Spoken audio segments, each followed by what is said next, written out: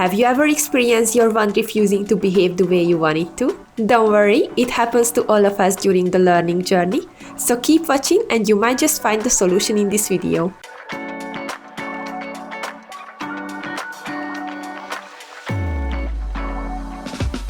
Hi, I'm Juny, welcome to my channel. In today's video, I show you the most common reasons why your Levi wand might be unbalanced and give you some tips to help you solve this issue. The one problem you can run into with all types of Levi wands is having one that's not flowing completely vertical. In an ideal performance, the wand is supposed to stand pointing upwards with only a tiny tilt.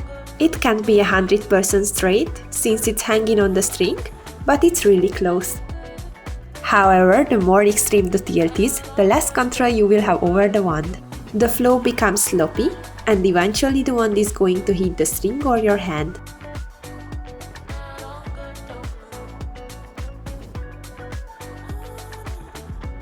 To identify the issue, here's a simple test you can do. Hold on to the grip and let the wand hang stable for a second. Most likely it's going to look fine at this point still, so to reveal the problem, you can go into large circles around your head. With medium speed, repeat the motion for a while. Be patient, you might not see anything right away. As you continue circling, an unbalanced wand will start to wobble. I would suggest taking a video of your session or using a full body mirror so you can see the wand's movement from a better angle. Another way I find the issue is I spin around a few times, keeping the wand away from myself. It's a good method to test DIY wands.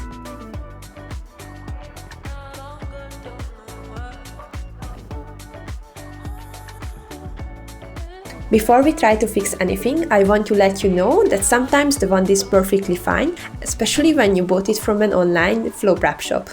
Companies test each of their wands for balance, and it's rare that they accidentally sell faulty products. So if you're a beginner, you should consider the need to practice a little more. Don't worry, till this day my wand often goes out of balance when I use my non-dominant hand, so I'm usually not blaming my wand.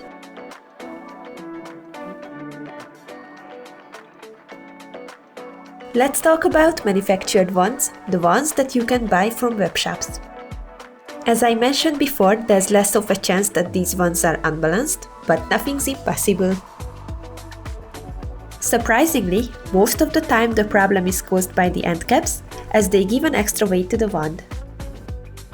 First, I recommend you remove all the ball caps from your wand and test the plain one for stability. If it passed the test, put back the ball caps. What I noticed several times is that the placement of the ball caps can make my wands unbalanced. Sometimes I'm not paying attention and just put them on carelessly, so one of the caps stays loose while the other one is tight.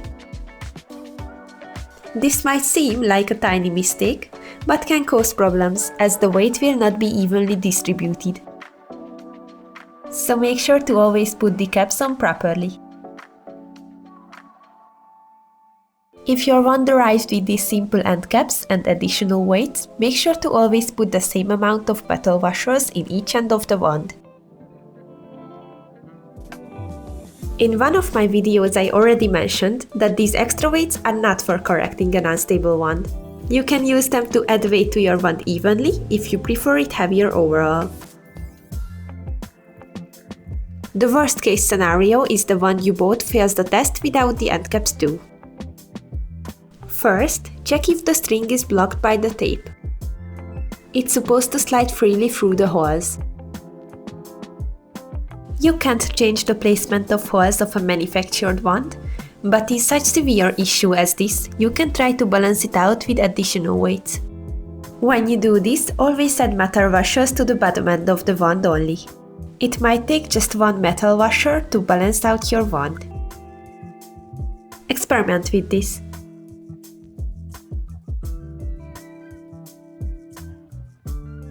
Be careful because if you use too many metal washers at the bottom, the wand might turn out unstable again and spin like this.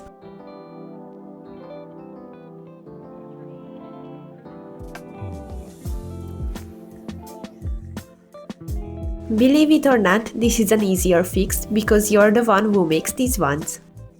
You can test your props and try to stabilize them by crafting your wand. A DIY wand can be almost any object that has this sort of elongated cylinder shape, so the easiest method of finding the perfect balance point is using the hair tie method. You can find the video showing you this on my channel. I recommend you check it out because it's super easy and it helps you with turning anything into a levitation wand. If you use a thinner hair tie, you can determine the exact point where you should drill or poke the hole through the wand to make it stable. So the most important thing is trying not to drill holes in DIY wands if it's not necessary, because you might mess up and ruin the prototype. If you must put holes in it, because for example you want to make a levitating lightsaber or sword, always test it with the hair tie method first. However, I must say that sometimes DIY levy wands with a more unique shape, for example an umbrella, may never pass the spinning test or they require more time figuring out their balance point. This is why I recommend you choose a more closely wand-shaped object. So these were all the main points I knew about unbalanced wands. I had many problems with my wands during the 4 years of my journey. This is one of my favorite ones, but to tell you the truth, this one can be very tricky, since the string sometimes gets stuck on the edge of the hole slightly, so it looks like it's unbalanced when it's actually not. I usually have to stabilize it with my other hand with action. Hopefully you could find useful information that you can use when fixing your wand. If you have any questions, write a comment. See you in my next video. Bye! Oh. Before the video ends, I wanted to take the chance to talk about the levy wand I use. In case you're interested in trying this art form out for yourself, or just looking for an upgrade, the prop in this video is the MoodHoops Future Wand. I've been using it for a few months now, it's the one you see in my live competition routine too. I find it reliable and perfectly balanced, sturdy enough for my gymnastics tricks and throws. So feel free to head over to their website and use my promo code at checkout to save on your order, and at the same time help me get new gear for future content on the channel. I'll leave all the links and info down below in the description. Thanks for watching this one all the way to the end, have a great day, bye!